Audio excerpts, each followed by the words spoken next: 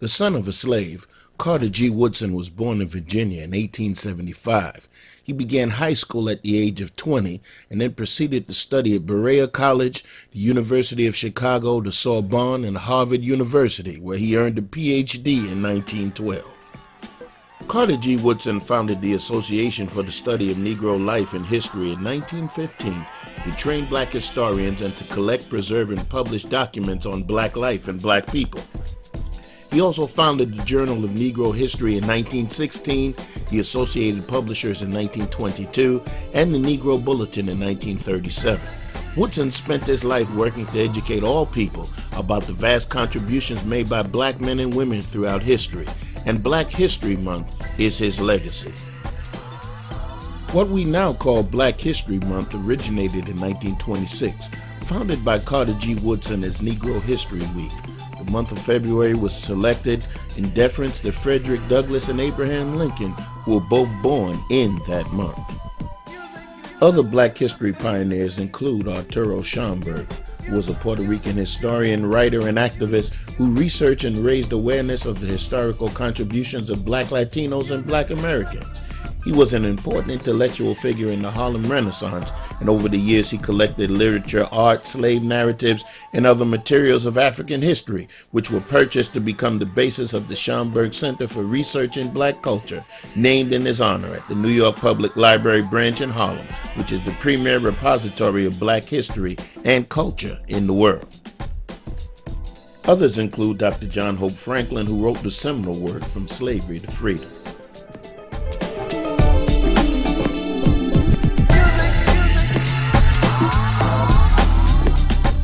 Dr. E. Franklin Frazier, the writer of Black Bourgeoisie, among other works.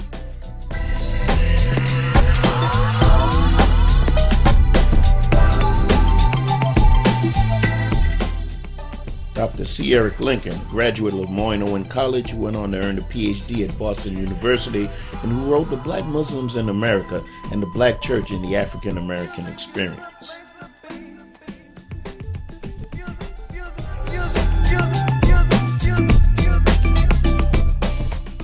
Dr. Ivan Van Sertima, writer of They Came Before Columbus, The African Presence in Ancient America.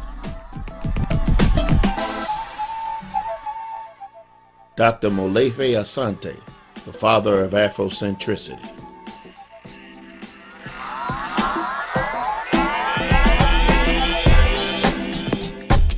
And also Manning Marable, writer of How Capitalism Underdeveloped Black America.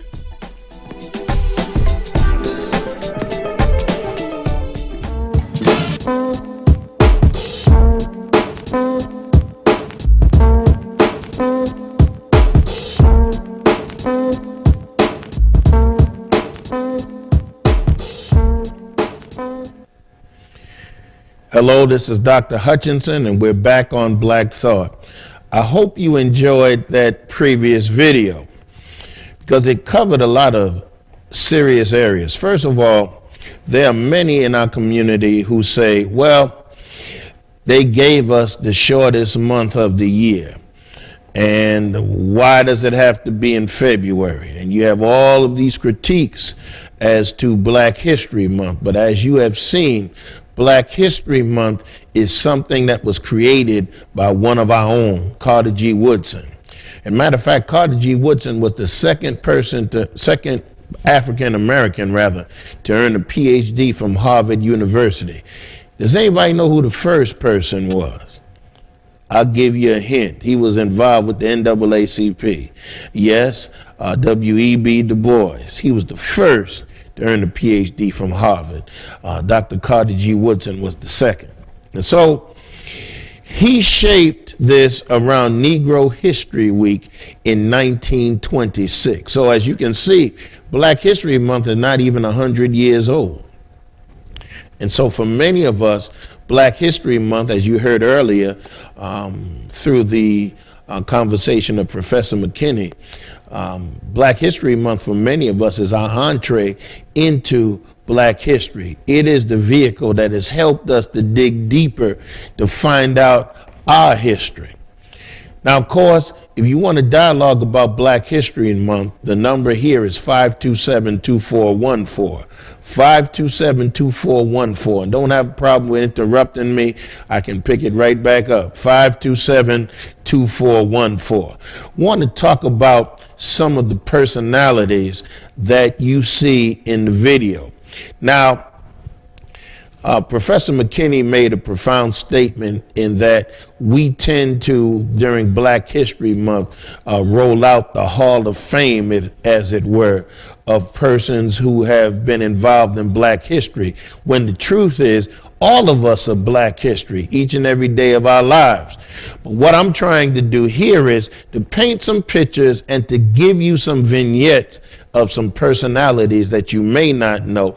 And above all, look at some of the thought behind their role and their place in Black history.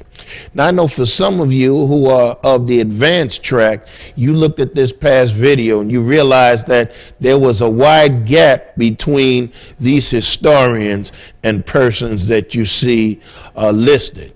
For example, over here you have the historians. And then in the middle, a person like C. Eric Lincoln. His PhD was in ethics at Boston University. He's in the middle. And then you have somebody like Manning Marable, who is to the left. It is said that he was a socialist. And so he's all the way to the left. And so those persons encompass some of our thinking. And also, E. Franklin Frazier wasn't quite as left as Manning Marable, but he was moving in that direction. And so you have to understand that when you talk about something like Black thought, and when you talk about something like Black history, we don't have one monolithic view. I forgot Dr. Asante, who was the father of Afrocentricity. That's another realm of thought. And then you have persons that would fall in line with him, such as John Hendrick Clark and Dr. Ben Yakinen and others. They would track with him. And so our thought is comprehensive. Our thought can't be labeled and just put in a box.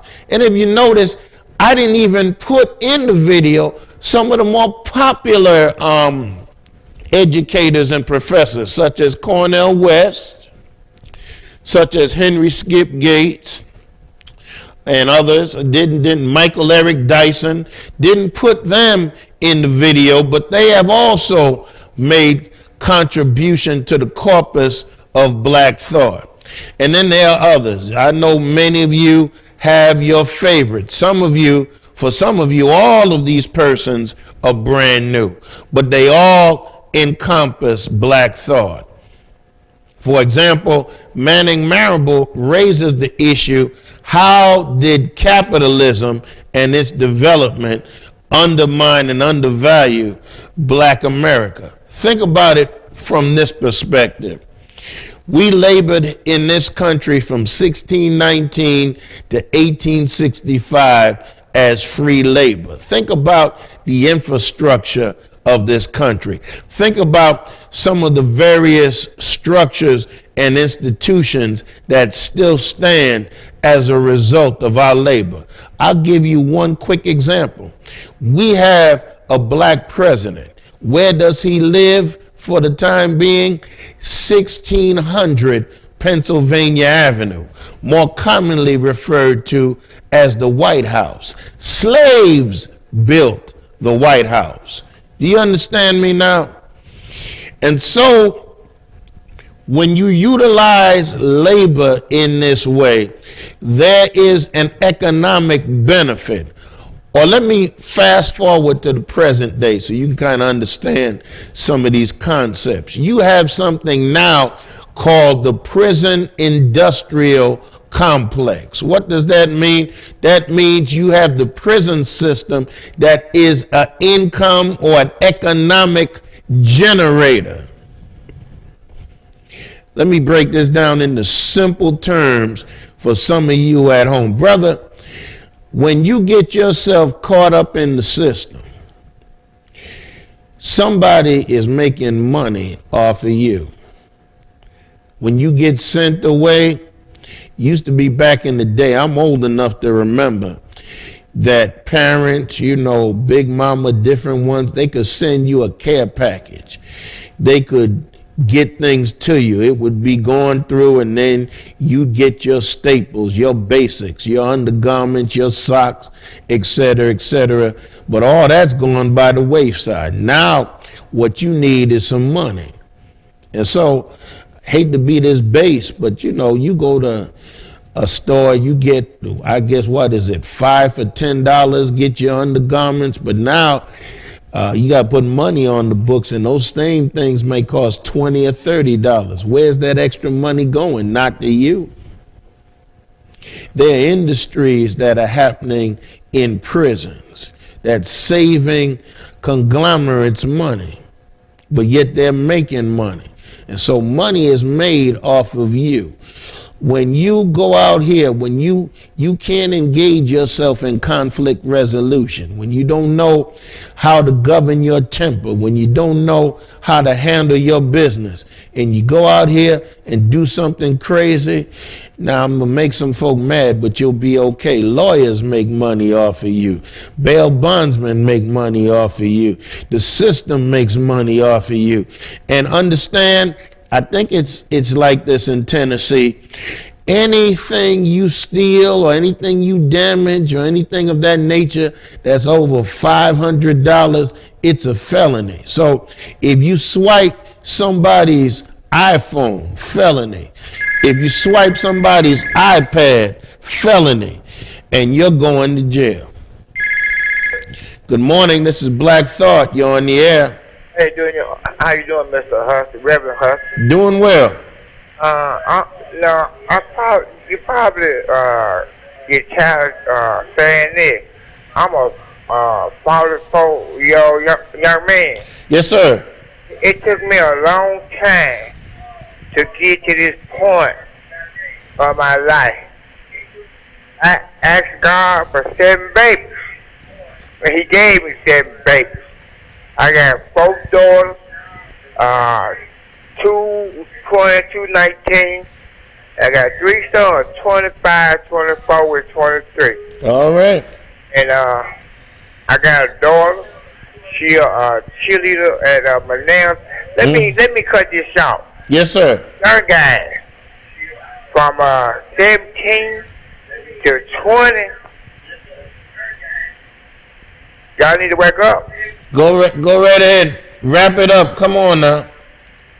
See, I've been listening to these people that call these radio stations over 25 years. I learned the only thing we want to do is talk, but we don't want to do no work.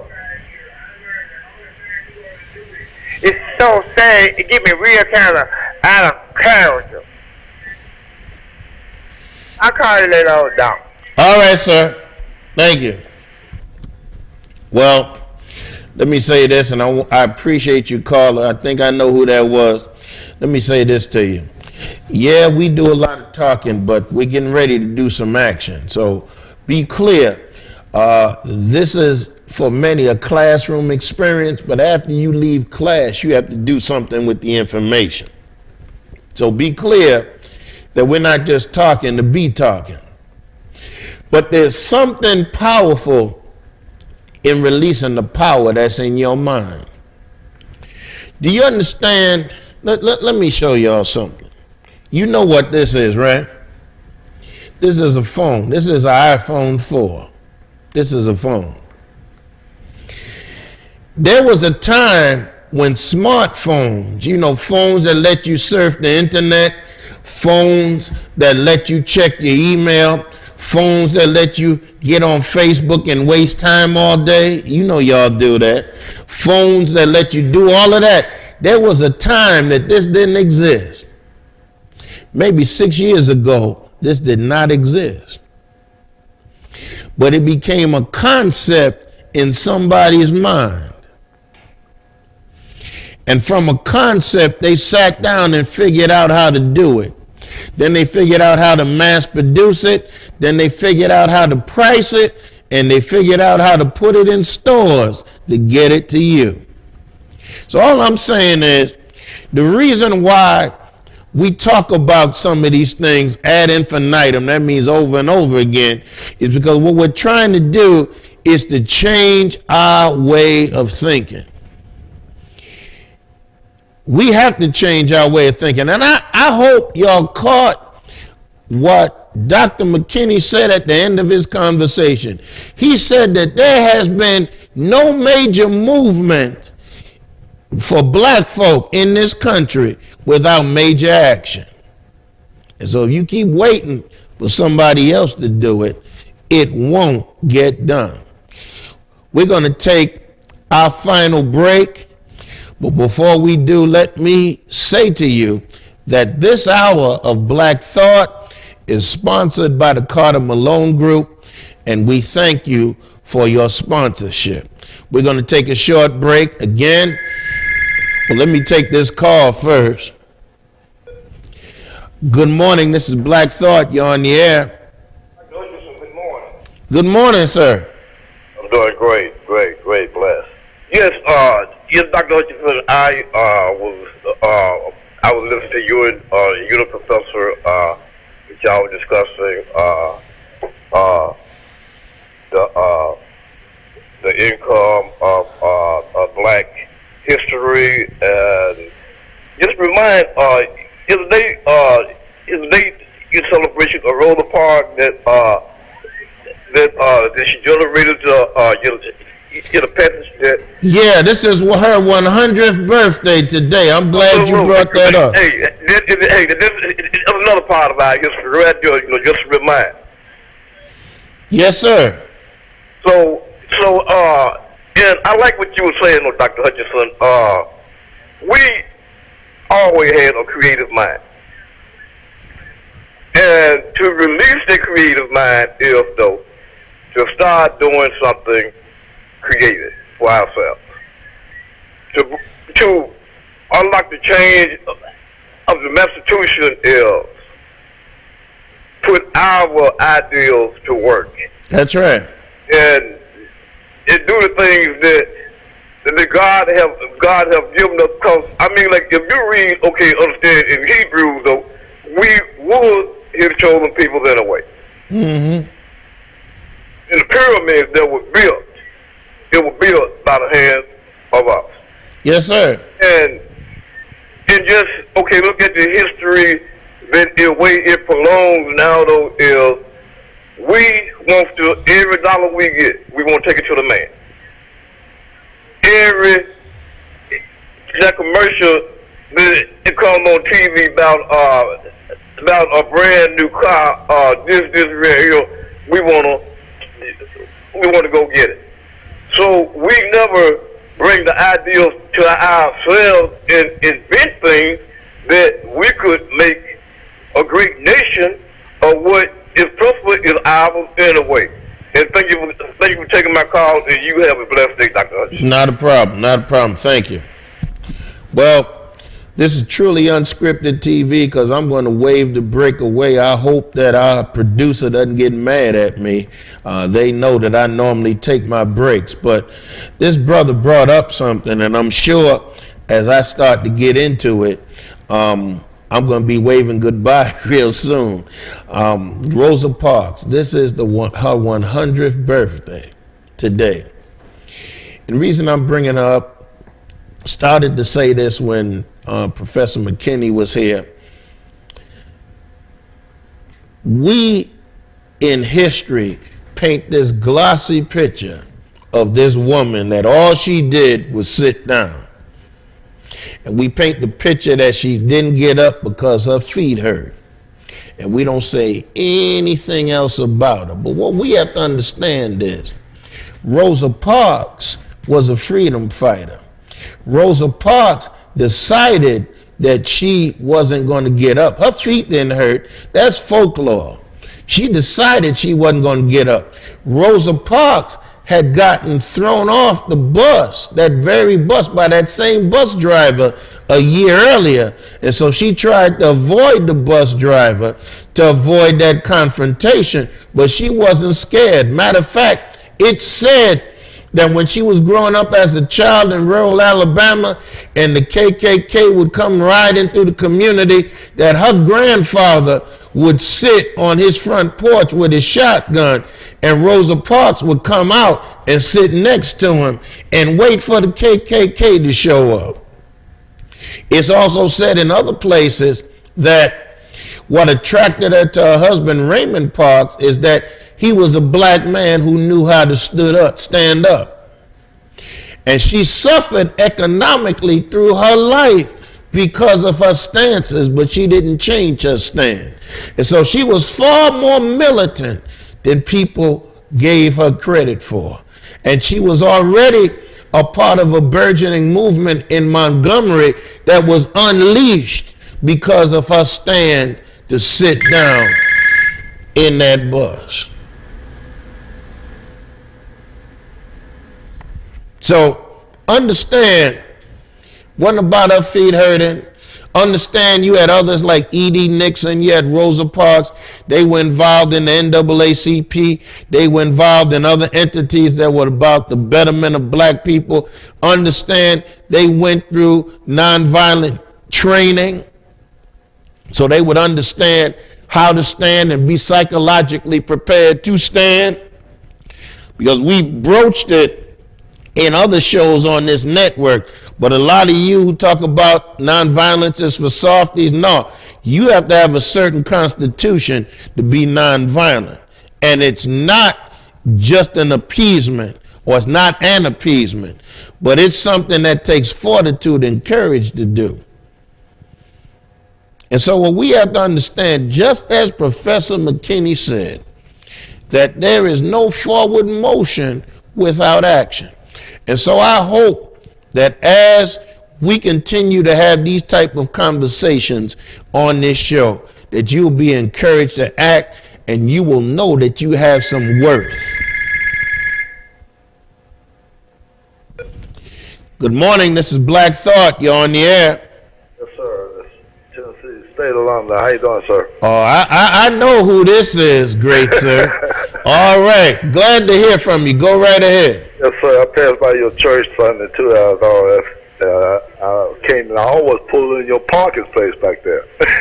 Now, see, I don't know why you want to mess with the pastor spot, but that's a conversation for another show. But go ahead. Park, that's great. You said it was a birthday today.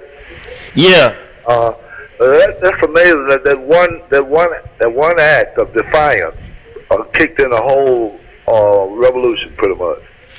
But see, King, I think he was a young preacher, and just happened to be on, divine intervention in a way. That's it. But see, let me cut in real quick. Two things that people don't understand.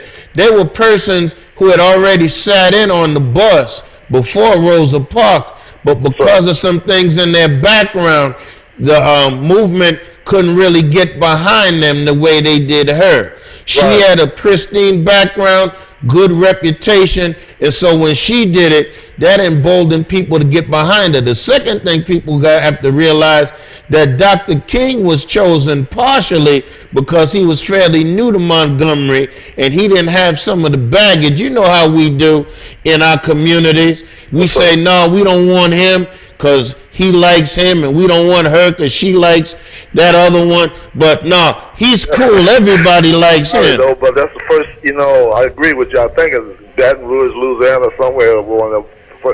But Rosa Parks was the first one to get, she got recognition, Yeah. Outstanding. The point is, Dr. Hudson, I'm thinking about, that's one time that black people mobilized. Those people did not ride that bus. I don't know how they got to work. I guess pickup trucks, whatever. They had cabs and carpool. Walked for a whole year. That's right. And that's an amazing feat there, isn't it? That's the first time I know we were determined to do something. But I commend you on your program, and God bless you. But that is something. They walked for a whole year, and they hit the man's pocketbook, and that hurt him, and eventually it was, they let people start riding the bus. Exactly. Have a good day. You too, brother. Thank you. Let me share one more thing with y'all before I go. And I want you to think about what I'm getting ready to say.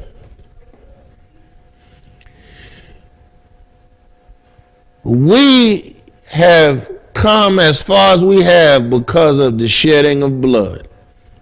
Hear me closely. Yesterday, when a lot of y'all left church, you probably got in an argument, a light argument in the car as to where you were going to eat, but you went and ate at the place of your choice. Some of you, when you get in the car and travel, let's say you go to Nashville or Chattanooga or Knoxville, you don't give it a second thought. You stop and fill up with gas wherever you wish. You stay at a hotel wherever you wish. You don't think about it. And today, you work in places where your parents or maybe even your grandparents couldn't work. You don't give it a second thought. But understand, everything that you enjoy today, the fact that you can go anywhere in this city you want, the fact that you can go to any hotel in this city you want, the fact that you can eat in any place that you want, it's because of the shedding of blood. So don't forget it. Somebody died and paid for the right for you to do what you do. Time to get out of here. Going a little bit over my time. Check this out. Brother man, sister woman, young boy, young girl, put your mind in gear and put your thinking cap on.